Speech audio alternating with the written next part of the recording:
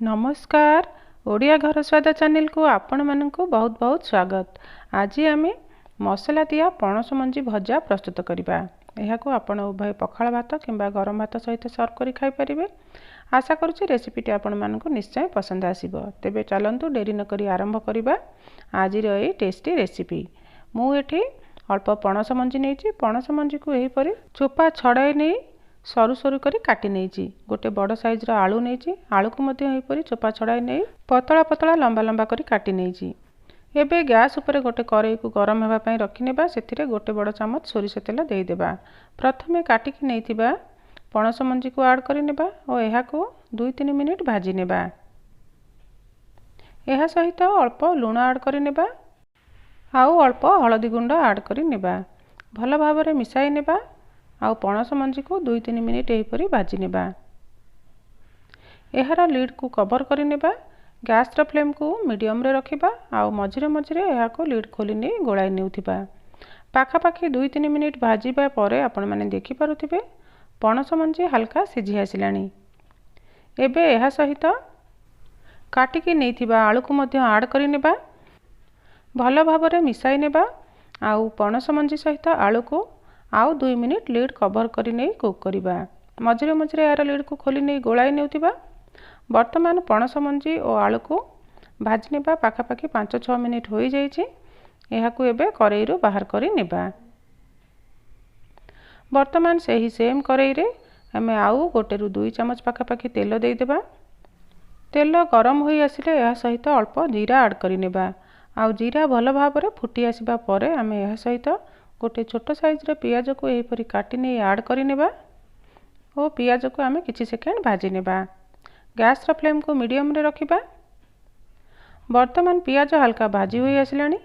एबे यह सहित आम गोटे बड़ चामच अदा रसुण बटा ऐड करनेबा और यह को 1-2 मिनिट यहीपरि कषि नेबा।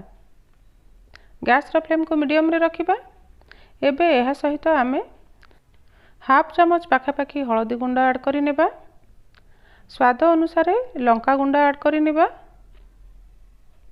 आउ स्वाद अनुसार लुण ऐड करनेबा।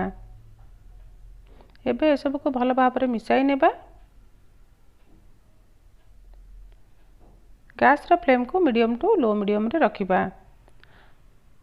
वर्तमान यह सहित मु गोटे छोट साइजर टमाटो को काटी नहीं ऐड करनेली। यह को भल भाव मिसाई नेबा आउ टमाटो नरम होगा पर्यंत आम कुक करवा। यह सहित अल्प पानी ऐड करनेबा जहाद्वारा मसला कड़ाई तले लगे ना। वर्तमान आपण मैंने देखिपे किसी सेकेंड यह भाजवा पर टमाटो हल्का सॉफ्ट हो आसिलानी। एबे यह सहित आम किसी गुंड मसला ऐड करवा। यह सहित अल्प जीरा गुंड ऐड करनेबा।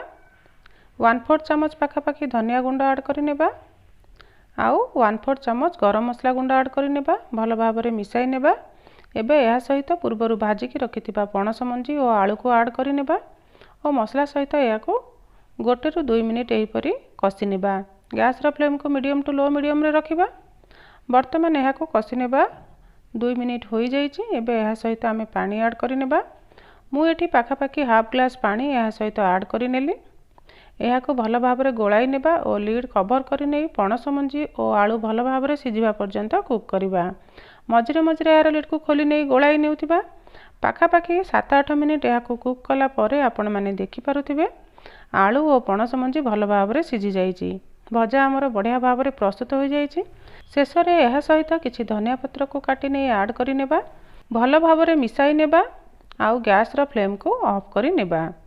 वर्तमान आमर प्रस्तुत हो जाइछि सुआदिया मसला दिया पणस मंजी आलू भजा। आपण यही रेसिपी को प्रस्तुत करी गरमा गरम पखाल भात किंबा गरम भात सहित सर्व करी खाई परिबे। यही रेसिपी खाइबा को बहुत स्वादिया लगी थाए। आशा करुच्ची आज रेसिपीटी आपण मानकु निश्चय पसंद आसीबो। वीडियो पसंद आसीथिले गोटे लाइक देबा को जमारू भी भूलिबे नहीं। चैनल रे जदि एपर्यंत नुआ अछंती ताहाले सब्सक्राइब करिनेबे। रेसिपी को आपनकर फ्रेंड्स और रिलेटिव्स मानक मध्य निश्चय शेयर करिवे। पुणी थरे देखा हबो आउ एक नुआ रेसिपी सहित। से पर्यंत bye bye. Thanks for watching. जय जगन्नाथ।